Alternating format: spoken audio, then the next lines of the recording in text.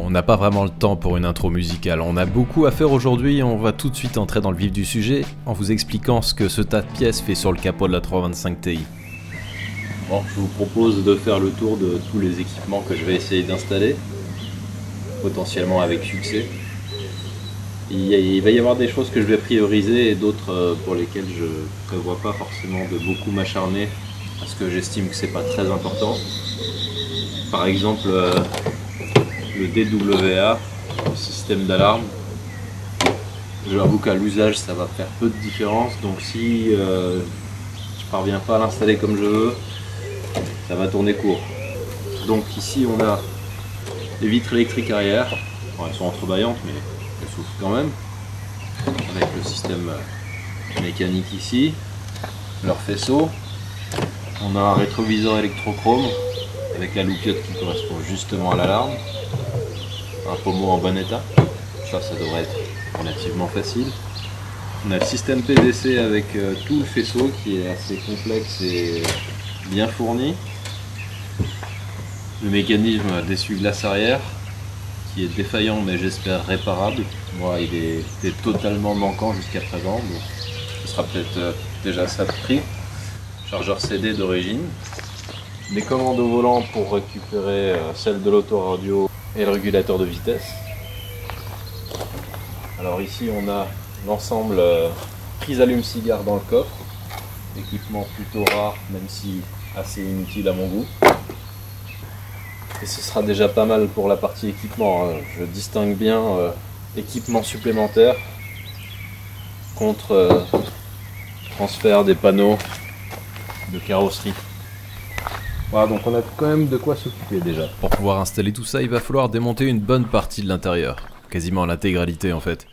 On va commencer soft avec le régulateur de vitesse et les commandes audio déportées. Pour faire ça bien, j'ai besoin de prélever quelques fils sur la donneuse. Si comme moi vous vous êtes énervé pendant de longues minutes à essayer de virer proprement les connecteurs des fusibles, je vous comprends, mais j'ai fini par trouver d'où venait l'impossibilité de le faire sans les arracher. C'est qu'en fait après avoir tordu les pattes des connecteurs, les fentes qu'on a d'habitude, celles qui sont autour des connecteurs, il y a aussi la petite réglette ici à sortir, et en fait c'est ça qui voilà, c'est ça qui déverrouille, il faut le savoir. Alors vu qu'à l'épisode précédent j'ai démonté tout l'intérieur de l'anglaise, j'ai pas filmé cette étape avec la 325, mais en fait je peux simplement reprendre les anciennes images, les inverser et rajouter un peu de bleu.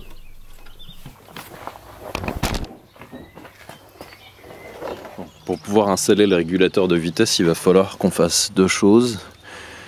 Ici sur ce connecteur qui fait le lien avec les commandes au volant, qui se branche sur le contacteur tournant, on va devoir ajouter deux fils. Ces deux fils là vont être reliés à l'arrière du branchement du module LCM qui contrôle normalement que l'éclairage, mais bon soit, ça fait partie du truc. Et on doit faire passer un fil ici jusqu'à la boîte qui contient certains relais et calculateurs. Et on va rajouter un pin au numéro 27 qui est celui-là. Je l'ai récupéré sur l'autre bagnole, donc on va pouvoir le faire maintenant.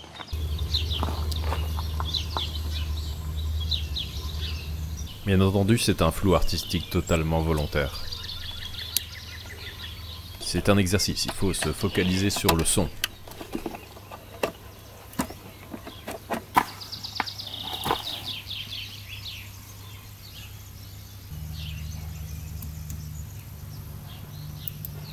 Et de 1. Le deuxième.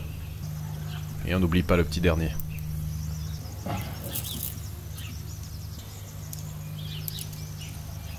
Voilà, on peut bénéficier de l'avantage d'avoir entièrement démonté le tableau de bord. On peut faire cheminer les fils comme d'origine.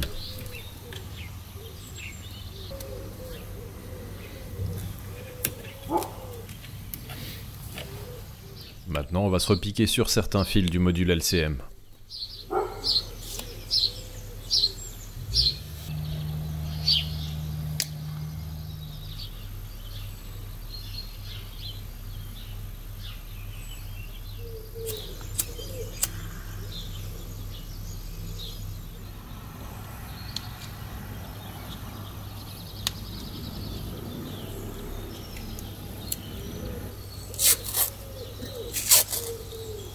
Comme je suis pas fan du couvre-volant fait main avec du Chatterton, je transfère les commandes vers mon volant d'origine qui est un peu fatigué mais qui fait quand même moins pitié. Enfin, vous verrez plus tard que ça n'a pas été très utile au final. Alors, est-ce que ça fonctionne? Et ce matin, la question Paul Barcelone, service politique de France Info. Ça c'est le voyant du régulateur de vitesse. À ce stade, tout laisse à penser que tout fonctionne bien. Voilà, cette fois-ci c'est bon. On va maintenant pouvoir passer à l'installation de l'original système des vitres arrière entrebâillantes électriques. Au niveau des connecteurs qui se branchent sous les interrupteurs, j'ai juste 2 fils à rajouter de chaque côté. Ils vont ensuite au module GM5 qui transfère l'impulsion vers les moteurs des vitres.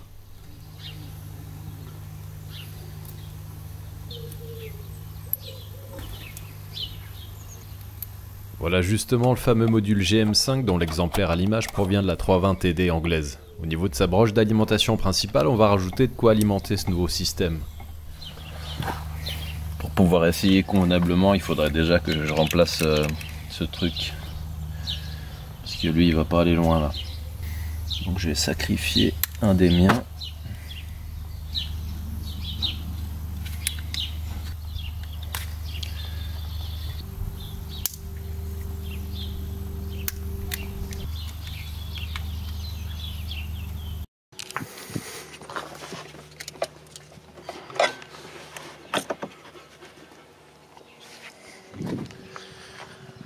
Alors, est-ce que ça va fonctionner?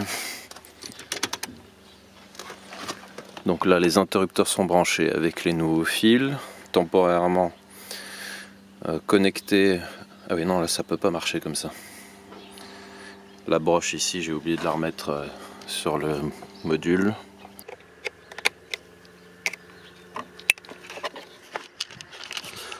Ok, bon, normalement, ils peuvent pas se toucher.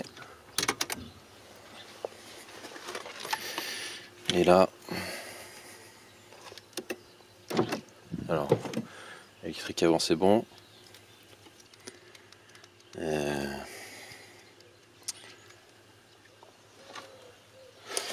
Non, ça ne fonctionne pas. Ah non, lui il est pas branché. Non, j'ai dû oublier quelque chose. Bon, j'ai peut-être trouvé et corrigé le problème. Je teste et je vous explique.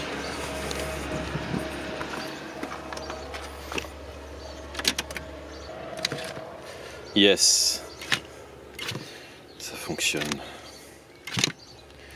Donc, en fait j'avais oublié de prélever un des fils. C'est l'alimentation justement pour les vitres électriques arrière. Celui-ci que j'ai été routé jusqu'au fusible 71 qui est celui-là, le 30 ampères. Pas évident à mettre d'ailleurs hein, le pin dans cette position. Et voilà, ça fonctionne. La suite, je pense que ça va être le montage du capteur de recul. Avant de s'y attaquer, je monte définitivement le système qui permet d'entrebâiller les vitres.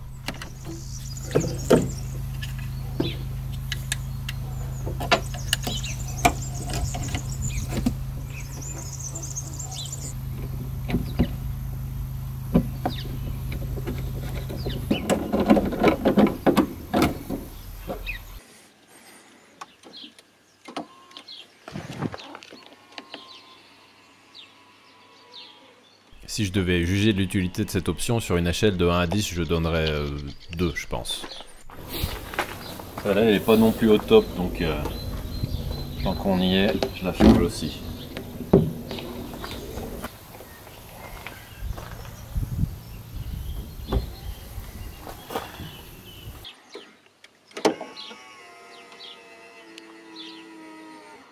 Avant de m'attaquer à l'installation du radar de recul, je me repose 2 secondes avec le branchement du chargeur CD. Je dis bien branchement puisqu'il est déjà prééquipé, donc pour le coup c'est plutôt rapide.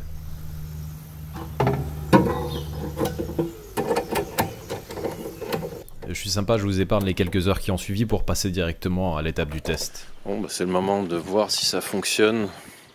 C'est pas tout à fait l'installation finale puisque c'est un peu le foutoir.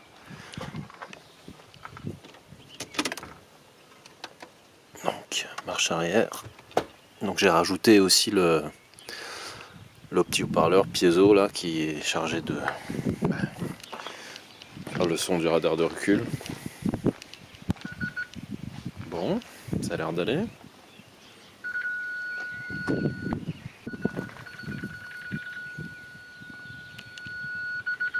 On peut passer maintenant à la partie alarme qui m'a pris encore plus de temps.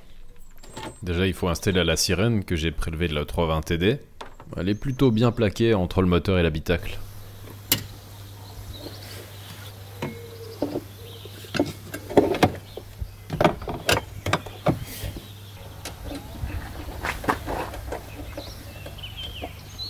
Il y a aussi l'interrupteur d'ouverture du capot, dont il a fallu faire passer les fils jusqu'à l'habitacle et au module GM5 de nouveau.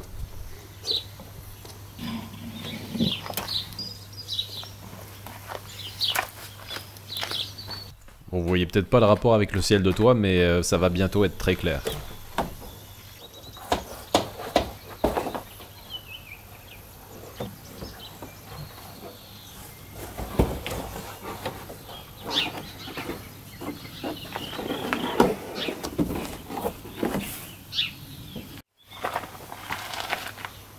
Il faut admettre que ces faisceaux électriques allemands modernes sont plutôt agréables à utiliser.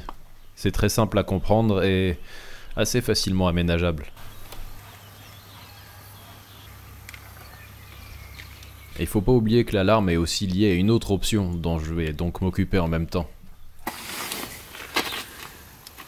Voilà, normalement cette alimentation c'est pour le rétro électrochrome et en fait j'espère que c'est le dernier que je vais avoir installé.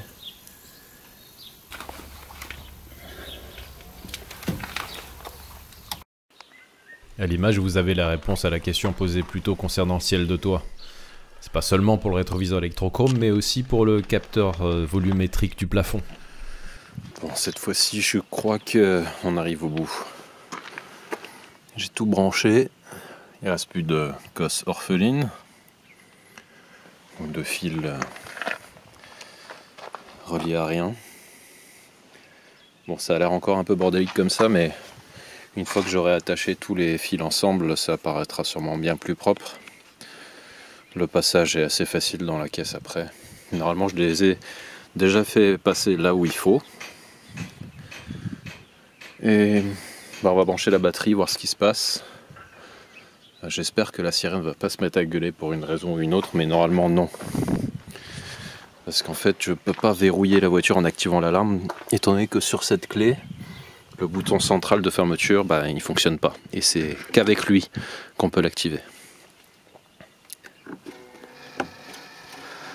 Alors déjà, j'ai pas entendu de fusible claquer a priori. Mais on va surtout savoir à la mise au contact. Donc là, point mort.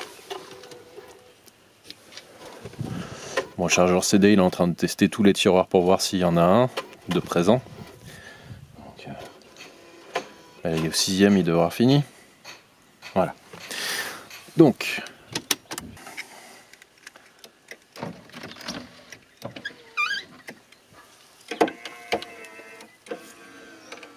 ok, tout ça c'est bon. Alors le rétroviseur électrochrome, je sais pas trop comment le tester.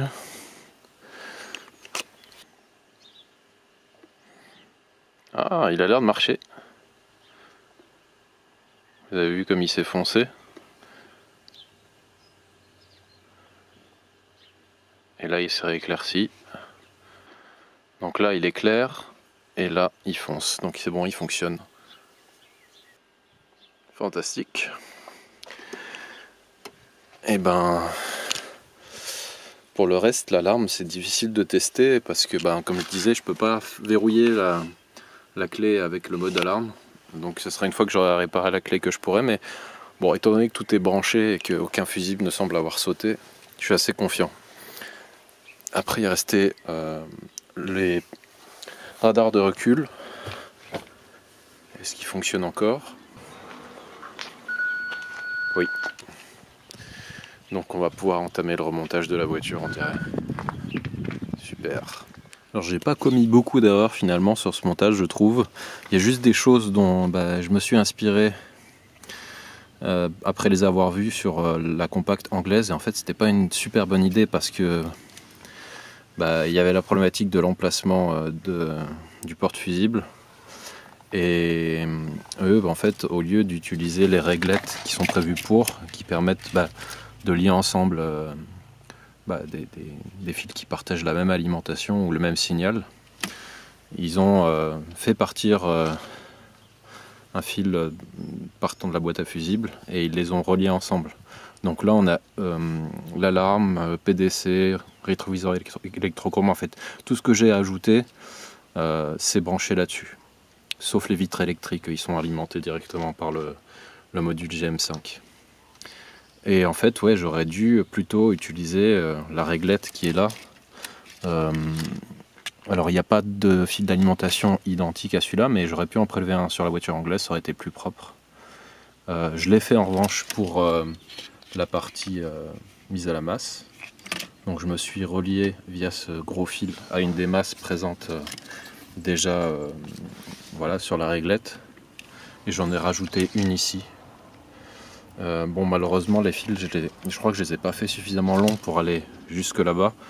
Mais bon, sur la voiture anglaise, ils étaient empaquetés dans les fils avec le reste du faisceau. Donc j'ai pas trop honte de moi. Si BMW le fait, je peux le faire aussi, je pense.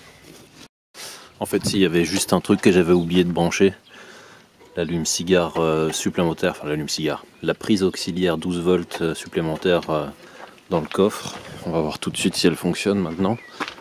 Quoique j'ai pas mis le fusible en question, donc ça risque pas de marcher. 51,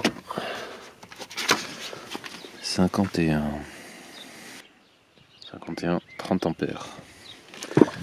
On va en chercher un.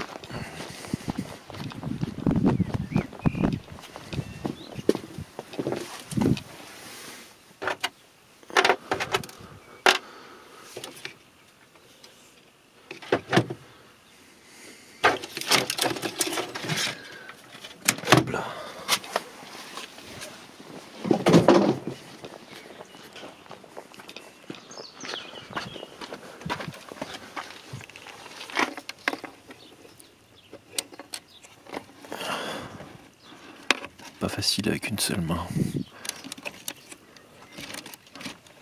Ça y est. Hop.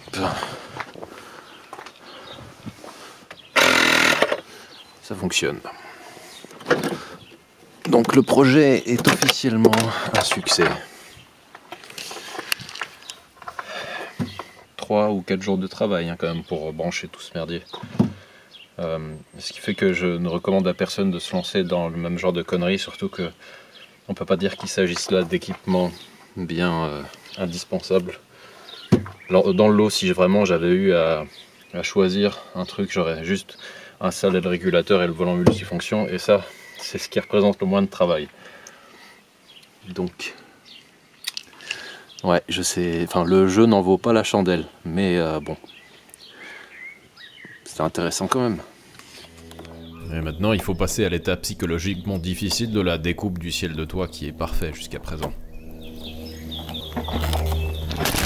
Même la caméra en a fait un malaise.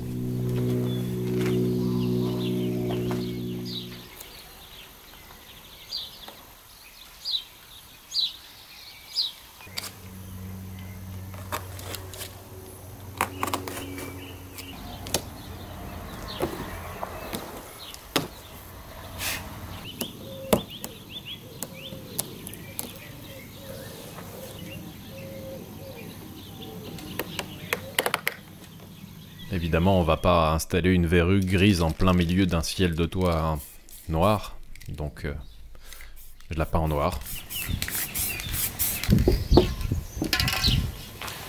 Pendant que ça sèche, je vais pouvoir maintenant faire le passage définitif des capteurs dans le pare-choc qui est prédécoupé heureusement.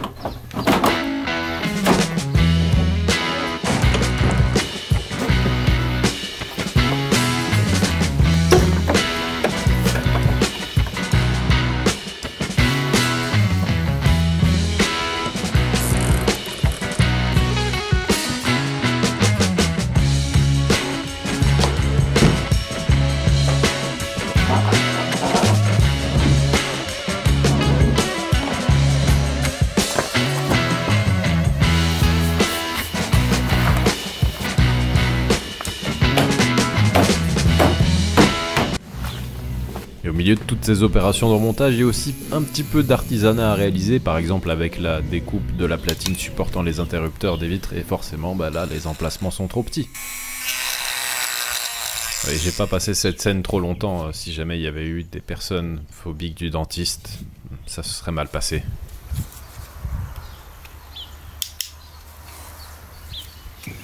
Hier, en installant le rétroviseur, le support s'est décollé. Ceux qui ont déjà eu le problème savent que ça peut vite se transformer en drame, ce genre de situation. Fort heureusement, j'avais la colle adaptée, mais j'ai réussi à coller le support 45 degrés décalé, quoi. Et donc hier soir, j'ai recommencé. Et j'espère que cette fois-ci, il est bien en place, puisque je nettoie les résidus de colle qu'il y a autour.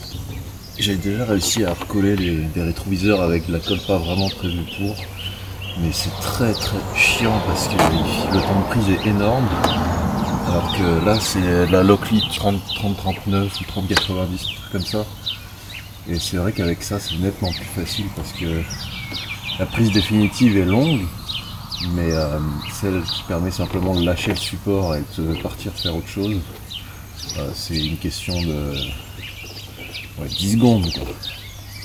Et ça c'est vraiment appréciable.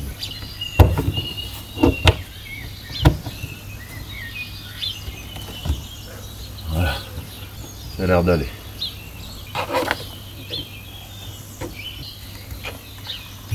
Une fois ça de fait, je peux continuer avec le gros du remontage.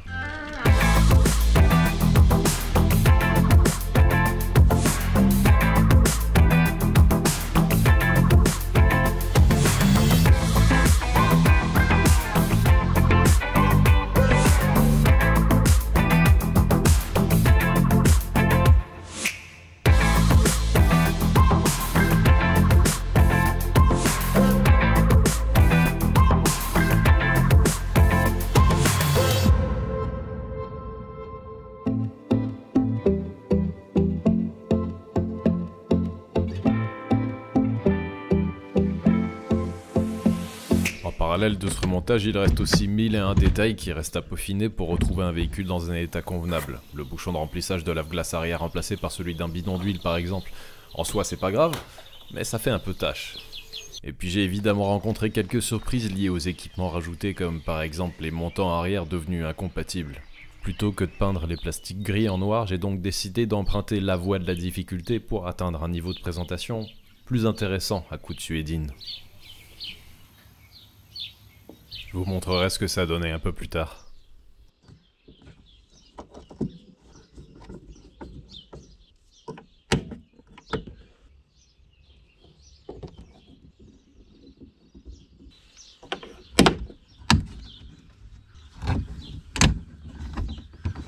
Vous vous souvenez peut-être que lors du premier épisode, j'avais montré les stigmates d'un pot de peinture rouge renversé. On va profiter de ce remontage pour remplacer les pièces qui ont subi les dégâts collatéraux.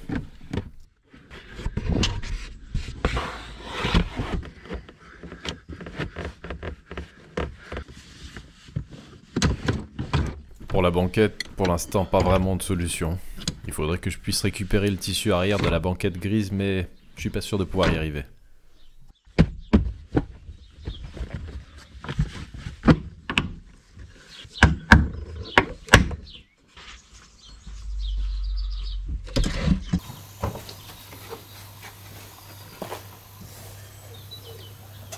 Autant rentabiliser l'achat de la 320D jusqu'au bout. Les pièces les plus insignifiantes méritent d'être remplacées si elles sont en meilleur état sur la donneuse. Et là, bah, c'est pas le manche d'une pelle de plage pour gosse, mais ce qui permet de contrôler la descente de la roue de secours.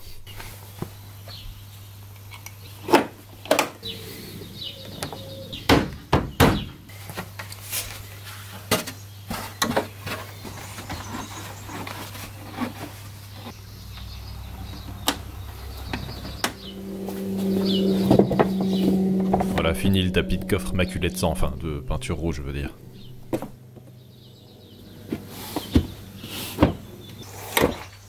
Puisque j'ai replacé un extrait de l'épisode 1, vous avez dû voir que la plage arrière était dans un état pitoyable. Celle de la 320D est presque nickel, mais elle est grise.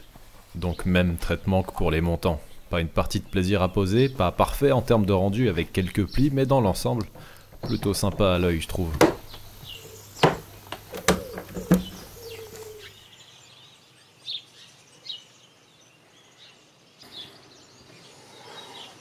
Oui, j'avais dit que je vous montrerais les montants arrière aussi.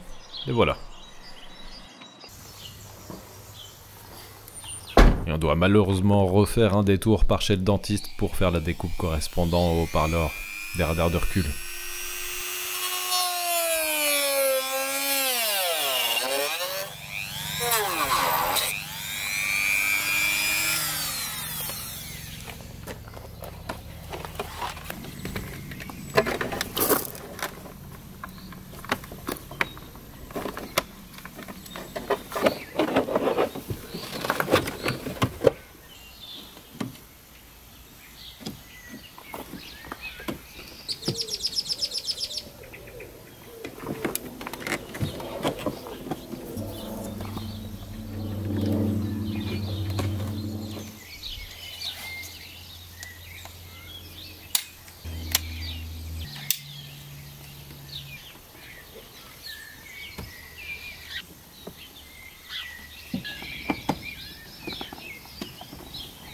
L'installation du pommeau provenant de l'autre BMW conclut le remontage de l'habitacle. On va pouvoir tester l'alarme après réparation de la clé et branchement de l'outil de diagnostic.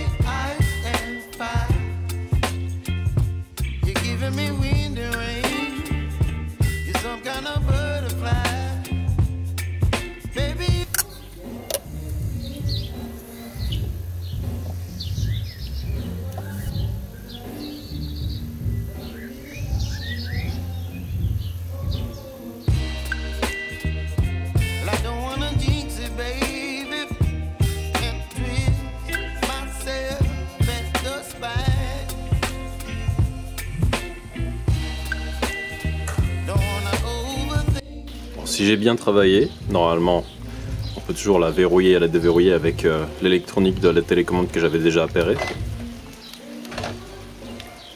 Alors je sais pas pourquoi le bouton d'ouverture du coffre lui il fonctionne pas, mais il a jamais fonctionné sur aucune des clés, donc je dois avoir quelque chose à régler avec l'outil de diag je pense.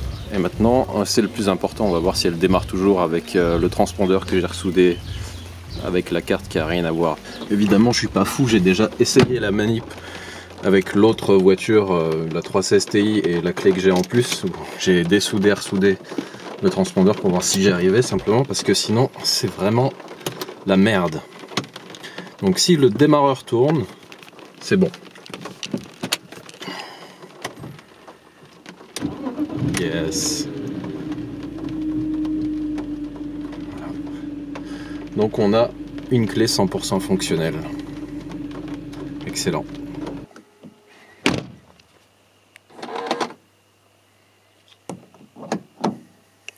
En fait, sur ces voitures, il y a pas mal de petites subtilités qu'on peut ajuster quand on a les menus de dispo dans l'outil diagnostic. On peut ajouter des confirmations visuelles ou ils disent acoustiques. Par exemple, on peut ajouter le bruit au verrouillage. Et d'ailleurs, sous cet angle, j'aperçois que le vernis des baguettes de toit est complètement en train de se barrer, donc j'ai pu récupérer celles de la 320 TD qui sont en très bon état.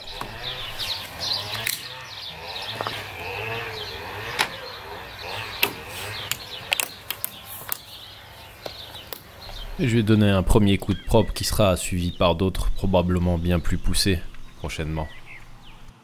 Avant de remonter le plastique qui couvre l'intérieur du haillon arrière, c'est le bon moment pour essayer de mettre en place l'essuie-glace que j'ai récupéré sur la 320 TD, mais il n'est pas fonctionnel et on comprend mieux pourquoi.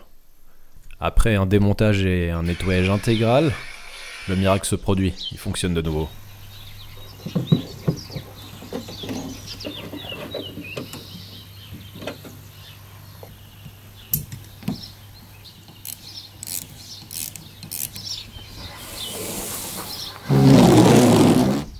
maintenant, si le volant que j'avais remis en place vous faisait de la peine, vous allez être ravis. J'en ai trouvé un qui a été refait à neuf à un très bon prix, et il remplacera celui-ci avantageusement.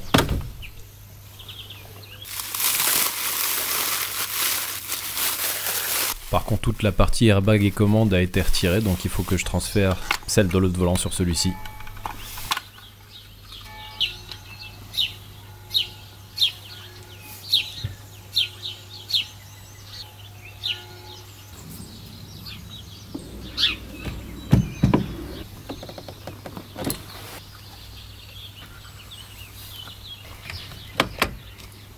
Ça apporte quand même un gros plus pour la présentation générale de l'habitacle, mais il y a quelque chose d'autre qui me chagrine. Le dossier du siège conducteur, il faudrait quand même s'en occuper. C'est ce qu'on va faire maintenant.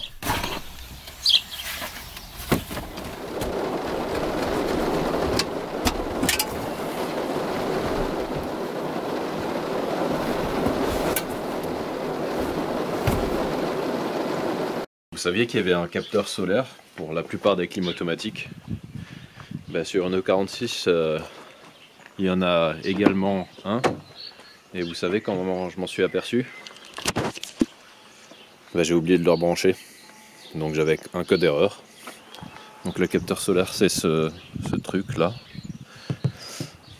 Avec une prise que j'ai retrouvée juste débranchée par là, sous l'airbag passager. Et qui se branche à un endroit complètement con dans le faisceau. Là, on voit la prise blanche tout en bas là-bas. Voilà, c'était fabuleux, ça m'a bien fait perdre 2 heures dans ma matinée. Je peux remonter. Après le remontage, au moment d'effacer les codes défauts liés à ce gros chantier, je suis tombé sur de vieilles connaissances. Donc j'ai demandé à Autoshop de m'envoyer un capteur d'Abracam de remplacement et ça m'a pris quelques minutes vu l'accès limité au bordel.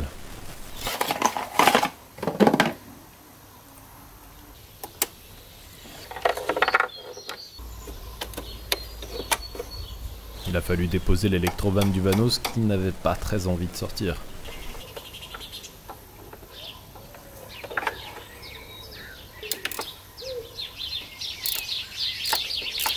Je parierais que celui en place était pas bien vieux, mais pourtant déjà HS. Je vous propose maintenant d'observer l'évolution liée au boulot abattu durant cet épisode et clôturé par un gros coup de nettoyage dont cet intérieur avait cruellement besoin.